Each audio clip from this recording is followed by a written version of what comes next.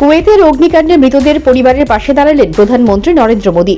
মৃতদের পরিবার পিছু 2 লক্ষ টাকা আর্থিক সহায়তা ঘোষণা করলেন তিনি। এই ঘটনায় মৃতের সংখ্যা বেড়ে দাঁড়ালো 49 জন। এদের মধ্যে অধিকাংশই ভারতীয়। আহত 50 জনের উপর।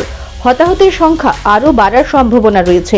এই অবস্থায় প্রধানমন্ত্রী নরেন্দ্র মোদীর নির্দেশে বৃহস্পতিবার কুয়েতের জন্য রওনা দিলেন বিদেশ প্রতিমন্ত্রী কৃতি বর্ধন সিং।